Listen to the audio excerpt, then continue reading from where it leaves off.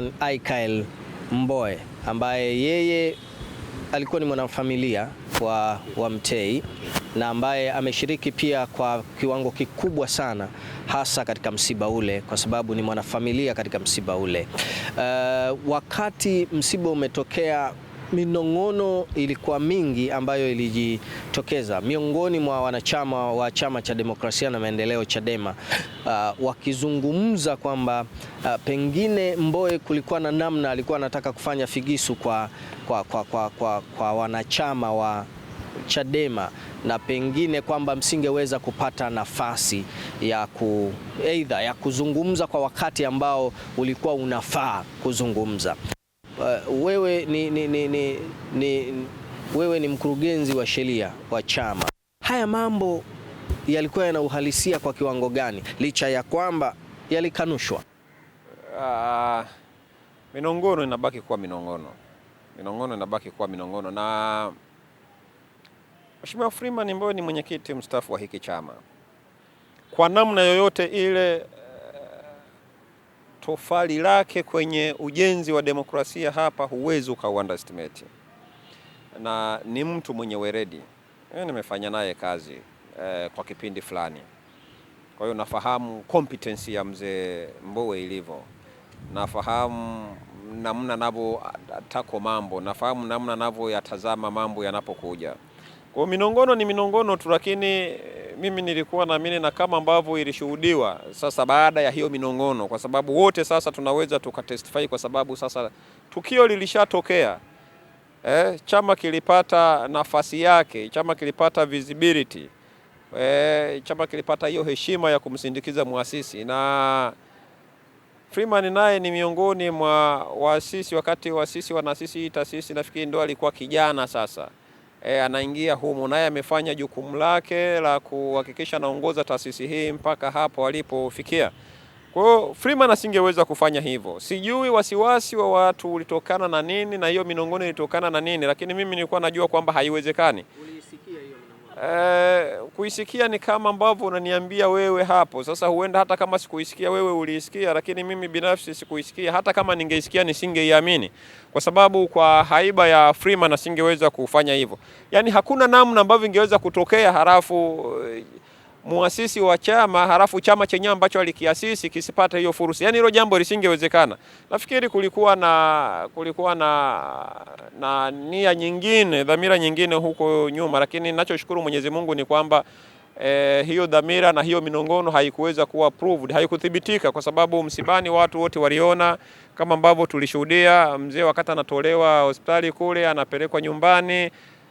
Shughuli yote ile ya sherehe ya kumwaga rasmi, kutoa ile last respect pale mpaka anakwenda kupumzishwa, hakuna mtu anaweza kusema kwamba taasisi haikupewa fursa, wala kuna sehemu moja au nyingine kuna figisu ilifanyika. Figisu inafanyikaje? Alafu figisu ifanywe na Freeman ili nini kitokee? Yaani kwamba Freeman afanye figisu zidi ya taasisi ambayo ameshiriki kuijenga yeye mwenyewe. Mimi siamini kama Freeman yuko hapa. Kwanza hata hivyo mzee wa watu, nafikiri watu wanamchukulia sio. Mimi binafsi na imani na Freeman, na na imani kwamba mimi nitakuwa mtu wa mwisho kuamini kwamba Freeman anaweza kuwa ni sehemu mojawapo ya kuhujumu hii taasisi. Kitu ambacho hawezi. Yule mzee mimi bado na imani naye, hawezi. Kwa hiyo kama tumefanya uchaguzi wa ndani ya chama na wanachama wamebadilisha viongozi, ni sehemu ya maisha ya kawaida ya politics, sio? Lakini haimaanishi kwamba mtu asipochaguliwa basi atakuwa ameshakuwa adui wa taasisi, basi anatumika. Hapana, mimi nafikiri apewe heshima zake kama kiongozi mstaafu, kama mtu ambaye amejenga taasisi hii, kwa sababu hata vibuli vyetu vya sasa hivi vimejengwa kwenye tofali la Freeman. Usisahau tangia 2004 mpaka 2024, hiyo ni miaka 20. Chama kilikuwa mabegani mwake, amekikimbiza, amekifanya kionekane na kiaminike na mamilioni ya Watanzania. Ni Freeman huyo, sio? Sasa leo ukisema yeye tena ndo anahusika kubomoa hiyo nyumba, nafikiri sio ni kutomtendea haki. Kwa hiyo kama kuna mtu alikuwa na huo mnongono anajaribu kuupeleka, ye mwenyewe sasa hivi sasa amegundua kwamba minongono yake haikuwa sahihi, na nafikiri wakati mwingine asingepaswa kufikiri hivyo. Nafikiri wakati mwingine afikirie kwa namna ambayo ni positive zaidi kuliko kufikiria kwa namna ambayo ni negative zaidi. Okay, sawa. Mbowe alikuwa hajapata nafasi ya kuzungumza sana baada ya kuwa uchaguzi umeisha, na akasema kwamba yeye anarudi kwanza kwenye masuala yake ya biashara, lakini siku ya msiba akapata nafasi ya kuzungumza na akazungumzia Chama cha Demokrasia na Maendeleo Chadema mbele ya waziri mkuu. Hapa namzungumzia Dr. Mwigulu Lameck Nchemba aliyekuwepo pale kutoka serikalini. Speech yake aliyoizungumza kuna namna imewanyanyua wanachadema.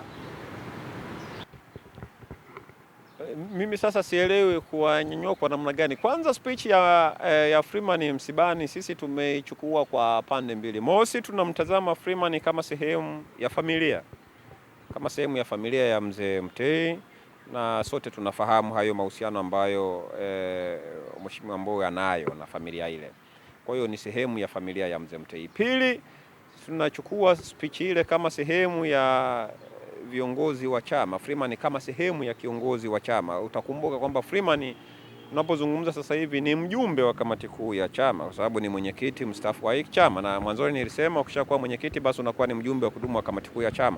Kwa ni mjumbe wa kamati kuu ya chama. Chochote alizungumza moja, pamoja na kwamba ni kwa nafasi yake kama sehemu ya familia, lakini pili ni mjumbe wa kamati kuu ya chama. Jambo lolote ambalo limezungumzwa ambalo ni positive kwa chama, na Freeman anaelewa chama hiki kinahitaji nini, anaelewa wanachama hiki wanahitaji nini. Kwa hiyo ujumbe wake wote, haijalishi unakwenda kwa nani, sababu wengine wanaozungumza sisi kwa nafasi yetu kama taasisi, kwanza hatutambui kama wana hizo nafasi ulizozisema wewe. Sisi tunazungumza tu kile ambacho ujumbe wa kutoka kwa mwenyekiti wetu mstaafu kwenda kwa dunia, na dunia hii inajumuisha wanachama wa Chadema, inajumuisha Watanzania wote, na inajumuisha watu wengine whether ni wanachadema au sio wanachadema. Na amezungumza kile kitu ambacho anakifili, ambacho amekuwa anakiishi na amekihubiri kwa muda wa miaka 20 alipokuwa kiongozi. Anazungumza habari za maumivu ambayo wanachadema wanayapata, anazungumza mambo mengine kama hayo. Kwa hiyo sisi kwamba nafasi ya waziri mkuu huitambui. Msimamo wetu uko wazi.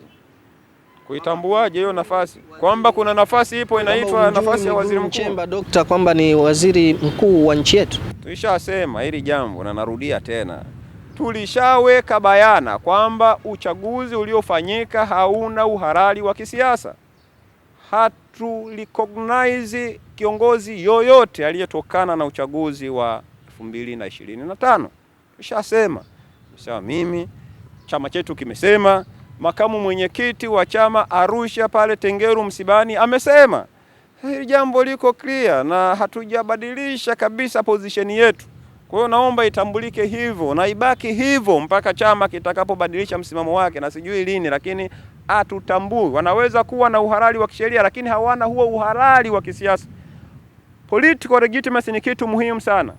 Na sisi hatuko hapa kwa ajili ya kuhalalisha watu. Kwa sisi bado tuko kwenye msimamo wetu ule wa chama, na tunaomba ufahamike hivyo. Hatupepesi jicho, hatujabadilisha msimamo, hatutambui kiongozi yoyote aliyepatikana kutokana na uchaguzi wa 2025. Sikiria. Kwa nini makamu mwenyekiti wa Chadema hakusimama kama walivyosimama watu wengine wakati waziri mkuu anaingia kwenye eneo lile? Sina uhakika kama ninapaswa kumzungumzia makamu mwenyekiti wa chama, kwa sababu mimi si msemaji wa makamu mwenyekiti wa chama. Anazo sababu zake yeye mwenyewe, na sijui unazungumza waziri mkuu yupi, na kama unazungumza habari za waziri mkuu wa Tanzania, kwa maana hizo misimamo yetu sisi inajulikana. Lakini kwa nini hakusimama? Kwa sababu mimi sikuwepo kwenye eneo la tukio la nini. Hayo masuala nafikiri atafutwe makamu mwenyekiti wa chama, atakuwa yuko kwenye good position ya kuambia dunia hicho ambacho hilo swali unaloliuliza. Lakini mimi nazungumza kuhusu recognition ya chama vis-a-vis watu wanaoitwa viongozi wa serikali, ambao sisi tumesema kwa haya yaliyotokea tarehe 29 sawa 2025 Oktoba 29, sisi hatutambui kiongozi yoyote. Opposition iko clear. Sawa. Sasa kwa nini ya kusimama huko Arusha? Mimi sijui, mimi sikuwepo huko Arusha. Lakini once again, msimamo huu wa kuja kwa hao watu wanaoitwa viongozi, nafikiri makamu mwenyekiti pia aliusema Arusha. Fuatilia speech ya makamu mwenyekiti Arusha. Yeye alisema sisi tumekuja hapa kama wafiwa na tuko kwenye position ya kuzungumzia taasisi yetu Chadema. Masuala mengine wakaulizwe wenyewe, kwa sababu sisi si sehemu ya kuzungumzia hao watu wengine. Tunazungumzia habari za chama chetu, tunazungumza habari za msiba tukiwa ni sehemu ya wafiwa, tunazungumza kwa sababu tumempoteza muasisi wa taasisi yetu, na in fact tulikuwa Arusha kwa sababu ni sehemu ya wafiwa na aliyekuwa ameondoka alikuwa ni mwanzilishi wa taasisi yetu. Mengine yalikuwa yako nje ya mamlaka yetu kuyasemea, na hata hivyo hatutambui kwanza kama hayo mambo yana exist. Kwa hiyo kama mtu alikuja, sisi tulikuwa tunajua amekuja kama anavyokuja binadamu mwingine msibani. Sasa ukija kwa hizo mambo nyingine mimi sielewi. Na walikuwepo watu wengine, walikuwepo magavana. Nafikiri walikuja kwa sababu Mheshimiwa Mtei, Mzee Mtei aliwahi kuwa gavana wa Benki Kuu, sio? Na nafikiri ndio mwanzilishi wa ile. Kwa hiyo akiondoka, nafikiri ni fair kwa watu wengine wenye position kama hiyo kwenda kumuni msiba wa mwenzao aliyeondoka. Iko justifiable kabisa. Kwa hiyo anapokuja naye anakuja kama muombolezaji mwingine tu, kama ambavyo na sisi tulienda. Sasa ukianza kuleta hizo habari za vyeo, sasa ndio zile ambazo sisi hatuzitambui. Hizo nyingine hizo hatuzitambui leo, hatutazitambua kesho.